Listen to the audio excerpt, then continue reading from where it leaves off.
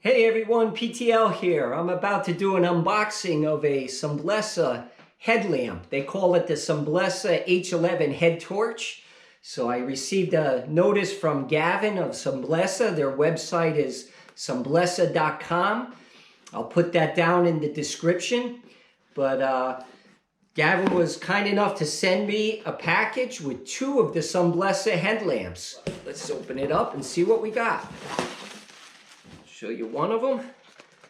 You can see it's the Sunblesa H11. In a future video, after I've tried it out, I'll do a review of how the Headtorch works. Pull out the Headtorch. Haven't used it yet. And here's the first look at the headlight, which is what I would call it. It's a Headtorch, they call it. So it does come with some instructions.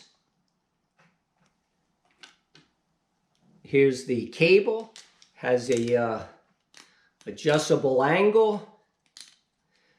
Let's check it out and see. I'm not sure if I know how to use it. They got the button on top. So we'll push that up. I haven't charged it yet, so maybe I got to charge it first. It's showing some light on there. Let's push it and hold it.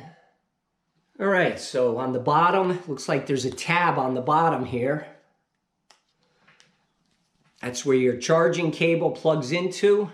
It's got a little rubber tab to protect it from water getting in there. So after doing a little research, I'm still not 100% sure, but I do know that the other end of this USB plug is not USB-C.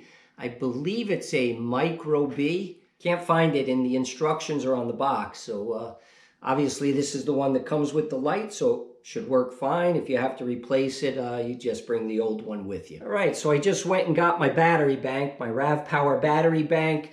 So I was gonna just charge it in the wall plug, but this is what I'd be using out in the field when I go backpacking. So you can see it came with the cable. We'll plug that into the power bank. Again, there's a little tab on the bottom of the headlamp that you plug it into.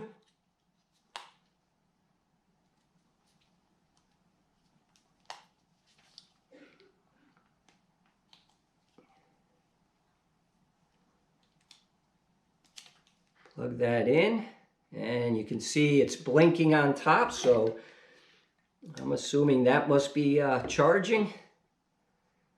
And we'll give that some time to charge up, and then we'll give it a try and try the different settings on the lamp. All right, so I've had it in here charging for a while, but I think it did have some charge. I just didn't know how to use it. It has a lock on it. There's two buttons on the top. One is for your main light, one is for the red light.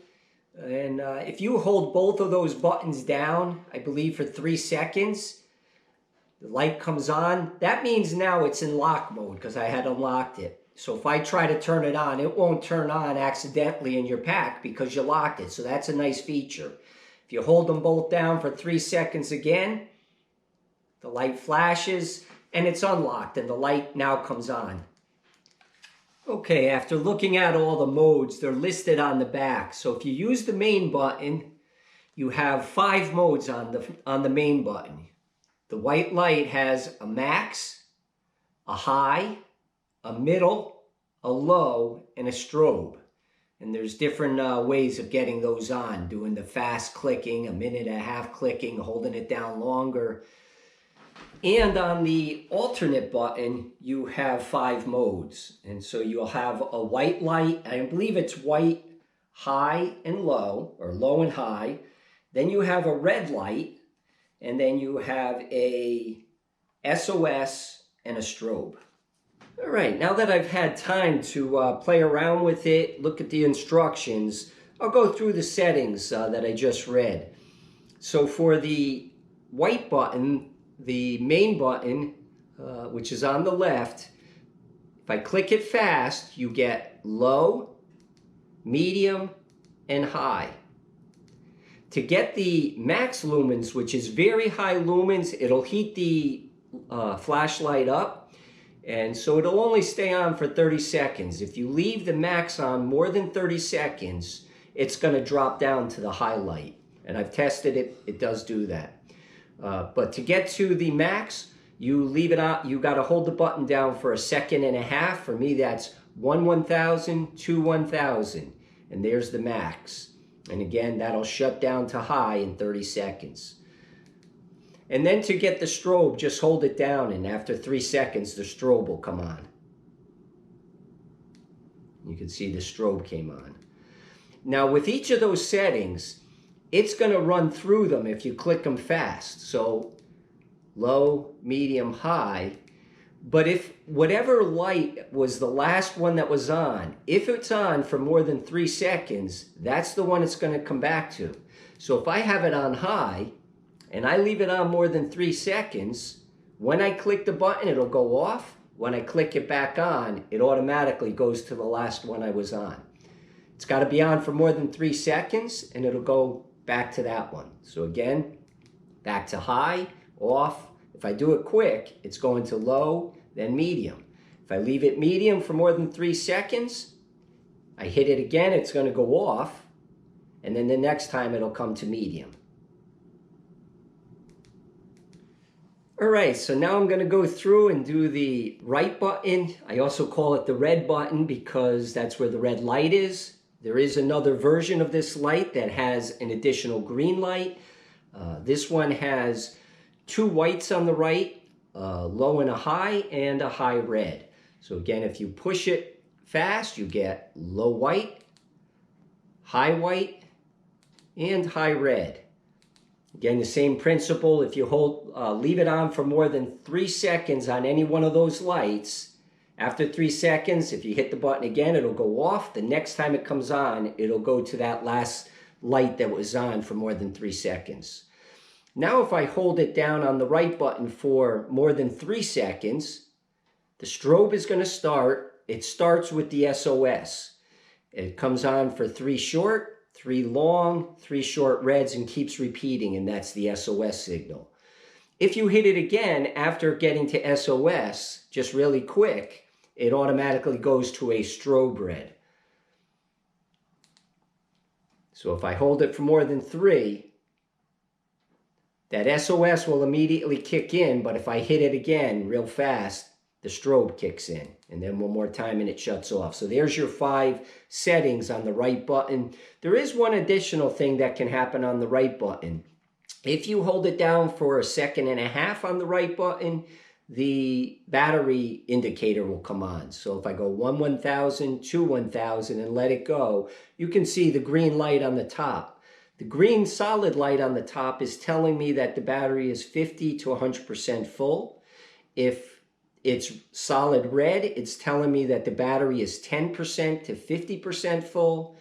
And if it's a blinking red, it's telling me it's under 10%. It's time to charge the battery. All right, so I just weighed them out, and here's my black diamond light, and what a surprise. I was shocked by this. My black diamond is 2.12 ounces. This is a very small, lightweight. It has 1 battery in it. With that battery, it's 2.12 ounces. The Sunblesa, which has a built-in battery that you recharge through your normal charging process, was with the strap 1.72 ounces. On the in the instructions, it said 45 grams. It came out to 48.7 grams, but again, in ounces, 1.72 ounces. So the Sunblesa, surprisingly lighter than my very small, lightweight black diamond. So that was a shock. I may be won over by a new headlamp. Okay, so as I said, the light comes with a nice strap. Put it on the low setting, just hit the left button once, the main button, lights on, fits nice up on my hat if I needed it at night. So it's a very nice light. Again, first impression, I'm tremendously impressed with this headlamp, much more so than I expected. So I think I said earlier, Sunblesa sent me 2 of these headlamps. And so we are gonna try out this one. Use it, test it out, give a review of it later on. And after we've used it for a while, But they also sent me a second one, and this is going to be a giveaway. So keep your eyes open for a future post where I'll be giving away this nice Sunblesa H11 headlamp. Looking forward to giving it a try on the trail. Have a great day, everyone. Praise the Lord.